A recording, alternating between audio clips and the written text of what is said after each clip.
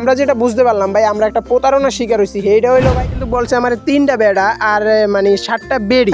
তোমরা কিন্তু দেখতে পাইতেছো যে আমার ভিডিওর ভিতরে অনেকগুলো কোয়েল পাখি। এখন এই কোয়েল পাখিগুলো আমার কাছে কোন জায়গা থেকে আইলো সেইটা কিন্তু এই ভিডিওটার ভিতরে আমি তোমাদেরকে বলে দেবো। সো ভিডিওটা একটু না টাইনা পুরো ভিডিওটা দেখো।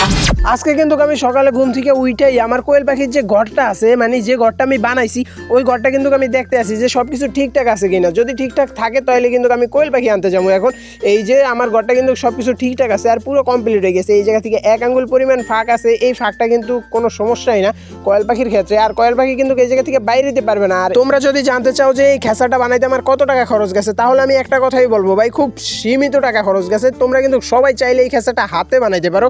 সো এত বকবক না করে চলো এখন কোয়েল পাখি আনতে যাওয়া যাক। আর আজকে ওয়েদারটা একটু খারাপ থাকার কারণে আমার কিন্তু যাইতে হইতেছে কোয়েল পাখি আনতে ছাতি নিয়ে। এটা কিন্তু তোমরা সবাই ভিডিওর ভিতরে দেখতেই পাইতেছো, হাতে খেসা মাথায় ছাতি কত কাহিনী।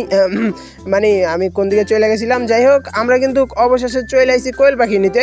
আর এইখানে আসার পরে কিন্তু আমি ক্যামেরা ধরতে আসি আর আমার বন্ধু কিন্তু কোয়েল পাখিগুলো গুনতে আছে সবকিছু ঠিকঠাক আছে কিনা এটা দেখার লাগে।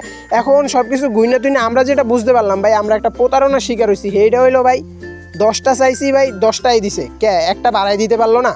হেলে গিয়ে কিন্তু আমার কাছে মনে হইলো যে আমরা একটা প্রতারণার শিকার হয়েছি। সো এত প্রতারণা না হইয়া, মানে যে 10টা দিছে সেই 10টাই লইয়াই শুকুর আলহামদুলিল্লাহ। তাই কিন্তু আমি সোজা উল্টা দিকে ঘুরে বাড়ি চলে আইতে আসি। এখন আমি যদি তোমাদেরকে দেখাই তাইলেই তোমরা দেখতে পারবা এই যে কোয়েল পাখিগুলো, এই কোয়েল পাখিগুলো আমি যার কাছ থেকে কিনছি সে কিন্তু বলছে যে এই কোয়েল পাখিগুলো হয়েছে 38 দিন বয়সের কোয়েল পাখি। এখন আমি তো আগে পিছে কোনো সময় কোয়েল পাখি পালি নাই।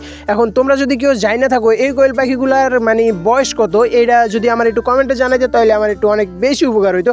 আর এই জায়গায় সে কিন্তু বলছে আমার 3টা বেড়া আর মানে 7টা বেড়ি। এখন তোমরা যদি জানো যে এই জায়গায় কয়টা পুরুষ আর কয়টা মহিলা, তাহলে প্লিজ আমার একটু কমেন্ট করে জানাও। আর তোমরা জানাইলে জানাবা, না জানাইলে নাই, মানে আর কি। যাই হোক, বকর বকর করতে করতে আমরা কিন্তু বাড়ি চলে আইছি। আমি বাড়ি এসে সর্বপ্রথম যেটা করলাম, কালকে কিন্তু আমি মিল থেকে কাঠের গুঁড়া নিয়ে আইছিলাম। ওই কাঠের গুঁড়া কিন্তু আমি নিচে বিছাই দিতেছি। এই নিচে বিছাই দেওয়ার পরেই কিন্তু আমি আমার পাখিগুলো সব একটা একটা করে গুইনা গুইনা মানে আমার খেসার ভিতরে ঢুকাইতেছি। আর পাখিগুলো কিন্তু অনেক লাফালাফি করতেছে। এইটা দেখেই আমার কাছে অনেক মজা লাগতেছে, কারণ পাখিগুলো কিন্তু অনেক সুস্থ আছে, এর লেগেই লাফালাফি করতেছে।